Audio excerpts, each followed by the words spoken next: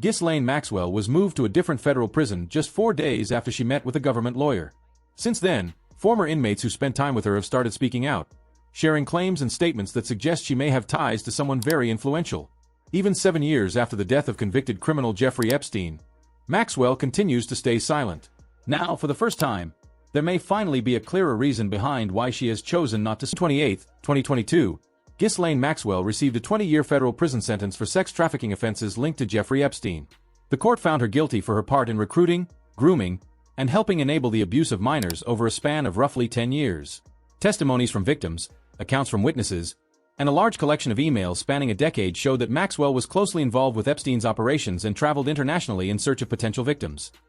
We weren't sure who this guy was, but because Ghislaine seems so proper, surely it's got to be legit. Her posh upbringing, her accent, gave this veneer of respectability. Coming from a woman, I think that was incredibly manipulative, and I think it was absolutely critical in Epstein's operation. These victim statements do not only implicate Maxwell directly, they also show how highly connected she was actually. Several victims have stated that the only reason they believe her claims was her friendships with politicians or nearby billionaires around their circles therein. Women from the UK reported seeing Ghislaine Maxwell spending time with members of the royal family, while victims in the US said Maxwell had photos with Hillary and President Bill Clinton allegedly shown together. President Bill Clinton has stated under oath that he was closer to Ghislaine Maxwell than Jeffrey Epstein due to her relationship with the Rothschild family, as he said. She was close friends with Evelyn Rothschild and his wife Lynn, whom I knew and remained in regular contact with them. During Ms. Maxwell's interview, she stated that President Clinton was her friend, not Epstein's friend. Is that accurate? I'd say that it was accurate to say that I felt closer to her than to him. And for the record, why was that? Because I had seen her more and because she was very good friends with Evelyn Rothschild and his wife Lynn, whom I knew and was in regular touch with. Additionally, Representative Pat Fallon recently questioned Hillary Clinton and raised a question many say the media avoids asking. He asked why Ghislaine Maxwell attended Chelsea Clinton's wedding after her conviction. Her testimony under oath claimed she was only a +1. A +1 at your daughter's wedding after all of it, was highlighted again in questioning. Politics. So take us behind closed doors. What was Hillary's demeanor like? She actually got fluffed up pretty well, looking pretty good there. So how did it go down? Well, I'd never actually seen Laura. I'd never seen her in person, and she was certainly agitated. She was trying to be a little charming to the Democratic staff, and that even fell flat. She's a very icy person, interestingly enough. But nonetheless, she was trying to distance herself from Jeffrey Epstein and Maxwell, obviously, as she just said. She said she never met Epstein. She was just casual with Maxwell. So I asked her a question, just casual. You've met hundreds of thousands of people. Your daughter gets married in 2010. You have to distill these hundreds of thousands of people down to 250. There were 500 at the wedding. There's going to be a groom. So 250 Clinton invites. And guess who shows up as an invited guest? Ghislaine Maxwell. And she said, well, she just was a +1. I said, so that's your testimony under oath, that it's just an odd coincidence that old Maxwell was there. Things that make you go, Do we know who was? Wait, what was she? Was she Epstein's +1? Forgive me for not knowing that. No, Epstein didn't go. He had been convicted. Didn't show up counts in in that 08. That would be bad. As a result of her offenses, Maxwell was moved to a federal prison in Florida where she was expected to serve the remainder of her sentence.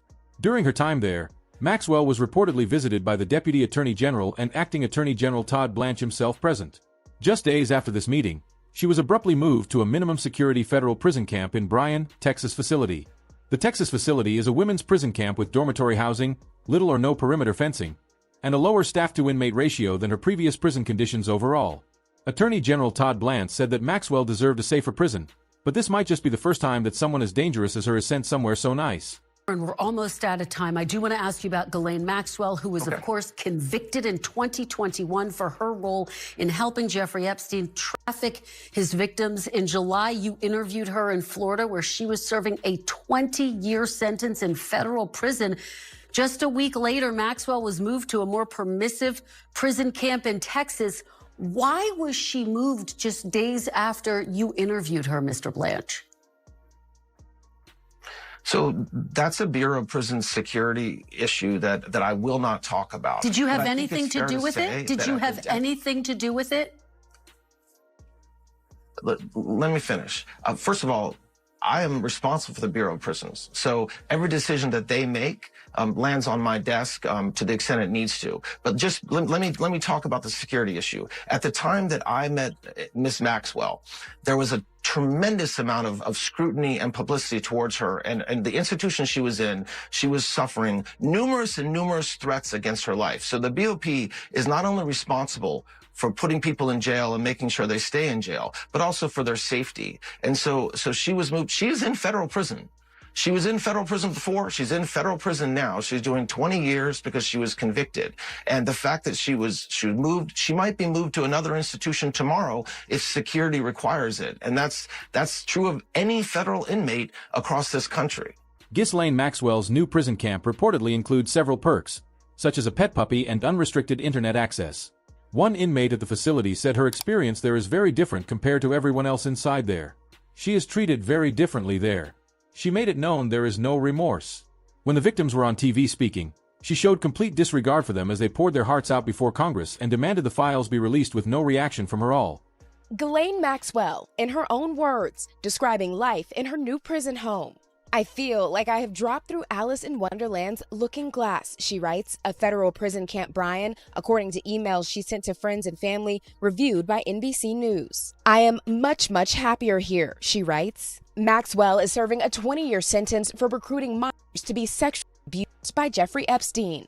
The emails obtained by the House Judiciary Committee investigating allegations of special treatment, written by Maxwell after an abrupt and unusual transfer from a low-security facility in Florida to this all-women's camp in Texas, typically reserved for white-collar criminals. The move came amid backlash over the DOJ and FBI announcement in July that a review found no incriminating client list. Soon after, Maxwell met with Deputy Attorney General Todd Blanche. Did you know of the existence of any such list? There is no list. Days later, she was transferred and writing emails gushing over her improved conditions. The food is legions better. The place is clean. The staff responsive and polite, she wrote. Saying in another, you are not allowed to steal, beat people up, and attack them with homemade weapons.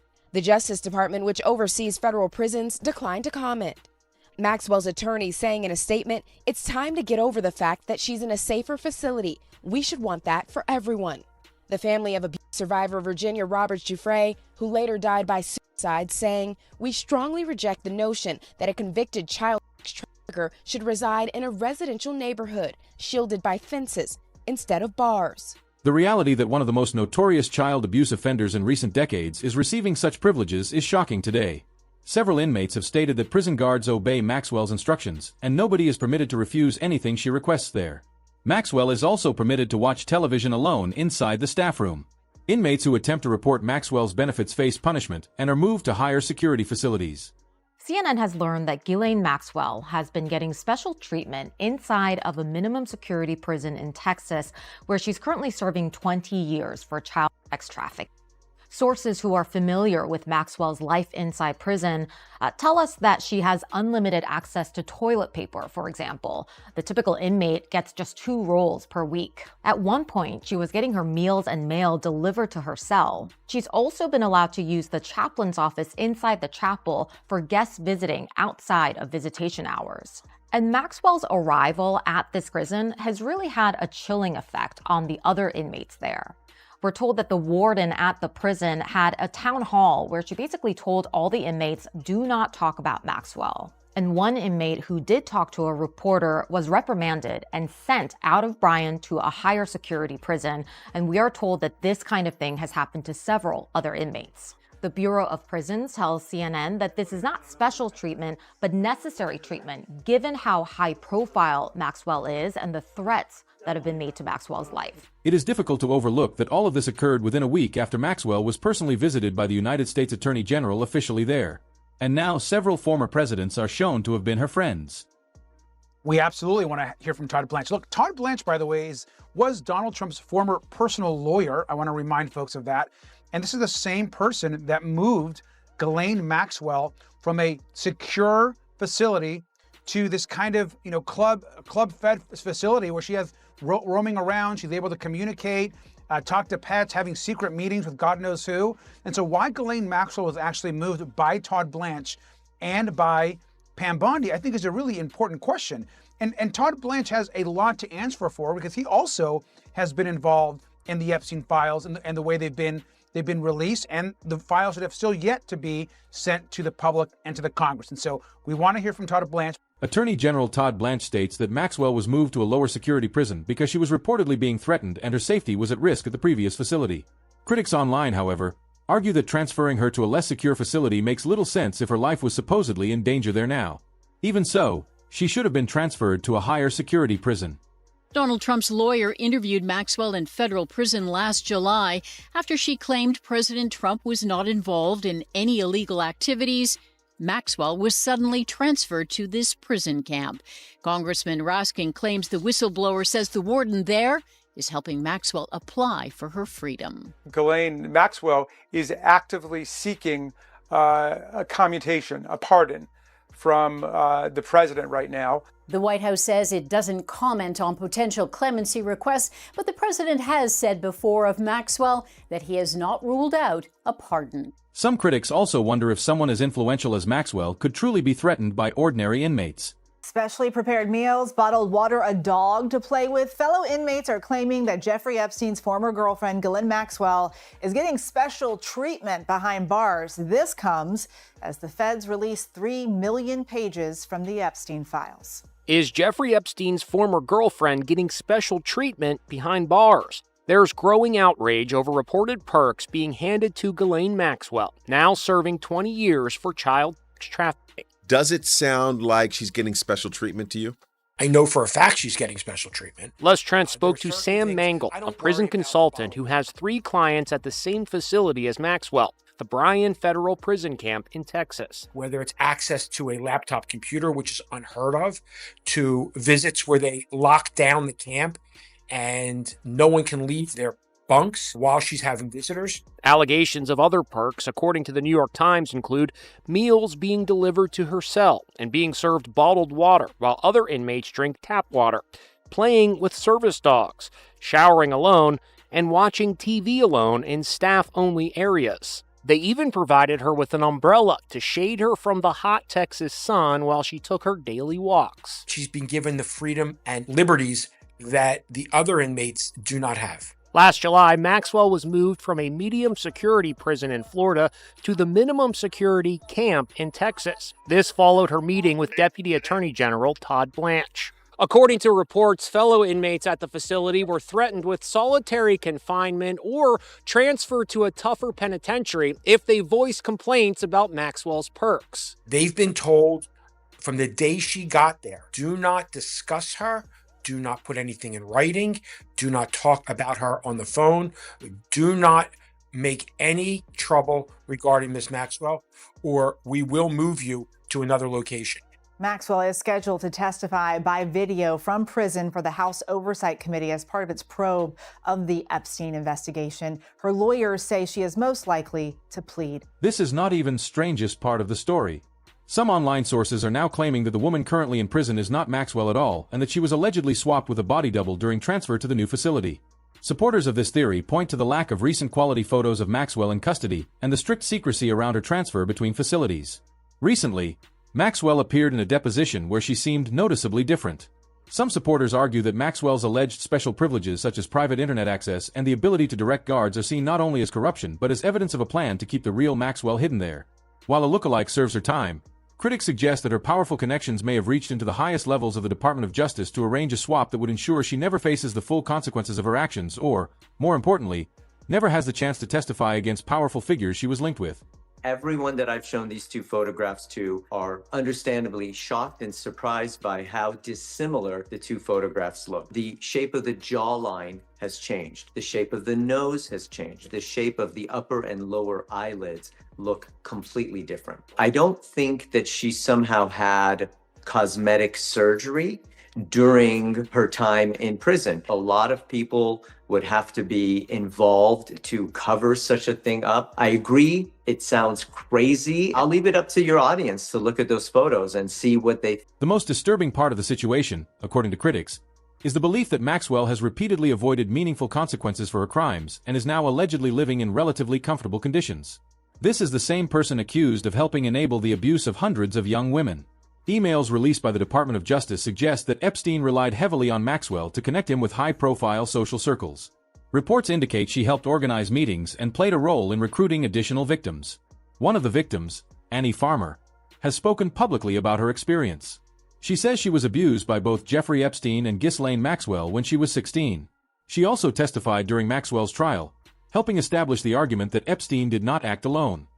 She's refused to have, she doesn't have any empathy or has not expressed any empathy or remorse to her victims. So I think it's highly problematic that anyone would consider negotiating with a serious criminal like this. And I think it would just really be indicative of guilt in some way, because we know that she is not a credible source of information. And you say to her victims, as you know, she has repeatedly said that she had no involvement directly with actually abuse.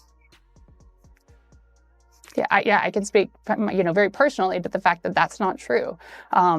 She was abusive towards me, and there's so many other crimes that she committed that she wasn't even prosecuted for. There were 4 of us that testified at her trial, but I have now met so many women who say it was because of Ghislaine Maxwell that I ended up being abused, sometimes for years, and that she was at times involved in that abuse herself. So she was a very central figure in this system, and her efforts to minimize her role have not been effective. We've seen in the files that have been released already several places where the emails she sent are contradictory to things she said on the record before about knowing Virginia Roberts Giuffre, for example, about the photo of her with Andrew Windsor. And so I think the more information we have, the more clear it is that she is not a credible source of information. Another victim who has recently gained public attention is Virginia Giuffre. In the early 2000s, Virginia, a woman from the U.S., alleged that Maxwell recruited her in the UK and Epstein's network and trafficked her to Epstein's Island, where she was forced into sexual encounters with powerful individuals, including allegations involving members of the British royal family, when she was 14. She also stated she had photographs that included Prince Andrew among others. Later, she said she was preparing to write a book detailing people she encountered during her time on Epstein's Island and private flights on the Lolita Express. Before the book was released, she was reportedly involved in a serious traffic incident involving a truck, but she survived, not suicidal, had informed her therapist and doctor, and warned that if anything happened to her, it should be properly investigated and not ignored due to pressure from powerful individuals at that particular time period. Welcome back in Alive Now. I'm Austin Westfall. Breaking news coming in, some sad news to share. We're learning this from the New York Post, several other outlets reporting this as well. Virginia Giuffre, the most prominent victim of the late convicted pedophile Jeffrey Epstein, took her own life on Thursday. This is just weeks after she made headlines for saying that she had days to live after she claimed to have been hit by a bus. A statement given to NBC News was quoted as such from the 41-year-old's family. It says, "It's with utterly broken hearts that we announce that Virginia passed away last night at her farm in Western Australia. She lost her life to suicide after being a lifelong victim of sexual abuse and sex trafficking." The New York Post says that Giuffre took legal action against billionaire financier Epstein in 2015, alleging that she was sex trafficked at age 16 after his ex-lover and convicted madam, Ghislaine Maxwell, recruited her from her job as a locker room attendant at President Trump's Mar-a-Lago resort. The mom of 3, according to the Post, also alleged that she was forced to have sex with disgraced Prince Andrew 3 times when she was 17, including at Epstein's Little St. James Island in New Mexico, and Little St. James Island in New Mexico, and in Maxwell's London home, where a notorious photo of her with King Charles' eldest brother was taken. The Post says the allegations became the biggest scandal to rock the royal family in a generation. Again, hearing of the sad news just within the past hour, Virginia Giuffre, the most prominent victim of late convicted pedophile Jeffrey Epstein, taking her own life on Thursday. It was announced on Friday, her death. She was 41 years old, her family confirming this. Then she comes out publicly and says, it was intended to be a private message. My excuse, thank Again? you. No, just on that, I have 5 days to live. And then a month later, or how about 3 weeks later, she's dead by suicide? Nothing about this story makes any sense whatsoever, any more than I'm expected to believe that Epstein killed himself. She also previously had tweeted, if ever I'm not suicidal, although I think whenever someone takes to social media to say that unironically there's something going on, she posted a while back. We were on the cusp of Epstein documents being released, seeing clients on that list. Virginia Giuffre is the most credible of the last of the living witnesses, the last public of the witnesses. And instead of the release of the documents, we have the death of the most prominent living testament to the horrors of the Epstein, Ghislaine, Prince Andrew, allegedly human trafficking ring. So none of it makes any sense. I don't believe that she took her own life. People are going to say whether or not she's even dead. If she wants to disappear from the face of the earth, this is how you do it, because maybe she just wants to not deal with this anymore. But I won't believe ever that she deliberately took her life. Whatever the full truth may be, one thing many people agree on is that Ghislaine Maxwell's situation raises serious questions that are difficult to ignore. From her prison transfer to her reported connections with powerful figures, concerns continue to build and more questions are being asked than answered. So what do you think is really happening here? Share your thoughts in the comments below. And if you want more deep dives into stories that often don't get full coverage in the media, don't forget to like, subscribe, and turn on notifications so you don't miss the next one.